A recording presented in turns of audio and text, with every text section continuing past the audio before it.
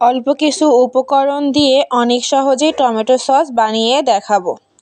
প্রথমেই টমেটোগুলো 4 ফালা করে কেটে নিব। এর ভেতরে লবণ, দালচিনি, কালো এলাচ, লং, গোলমরিচ, সাদা এলাচ দিয়ে নিব। আর দিয়ে নেব ধনিয়া, জিরা, গুঁড়ো আর রসুন। এগুলো দিয়ে নেড়েচেড়ে নিব। নেড়েচেড়ে নেওয়া হয়ে গেলে সামান্য একটু পানি দিয়ে ঢেকে দিব। এই স্বাস্থ্যকর টমেটো সসটা কিন্তু অনেক সহজেই বাড়িতে বানিয়ে নেওয়া যায়। আর দিয়ে নিব লাল লাল কাঁচামরিচ দিয়ে আমি আবারও ঢেকে নিয়ে সেদ্ধ করে নিব। একটা ব্লেন্ডারে বাটিতে টমেটোগুলো আমি দিয়ে নিব। এটা ব্লেন্ডার করে নিয়ে নিব।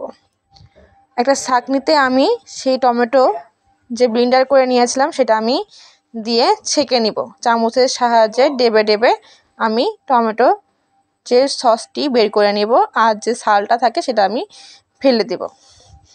দেখেন, এখন আমি কড়াইতে পরিমাণ মতো তেল দিয়ে নিব আর দিয়ে নিব রসুন কুচি।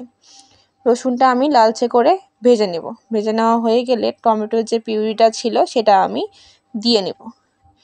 দিয়ে আমি আবারও নেড়েচেড়ে দিব আর দিব গোলমরিচ গুঁড়া আর দিয়ে নিব সামান্য একটু চিনি। এই টমেটো সসটা আমি ঝাল ঝালে রাখবো। এটা আমি একটু ভারী হওয়ার জন্য আরও বেশিক্ষণ জাল দিয়ে নিব। যখন আমার এটা হয়ে আসবে দিয়ে নিব গরম মশলা।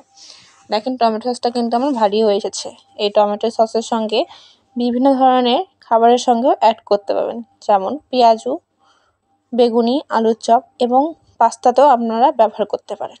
এই স্বাস্থ্যকর টমেটো সসটা আপনারা বাড়িতে একবার হলেও ট্রাই করবেন। ভালো থাকবেন সবাই।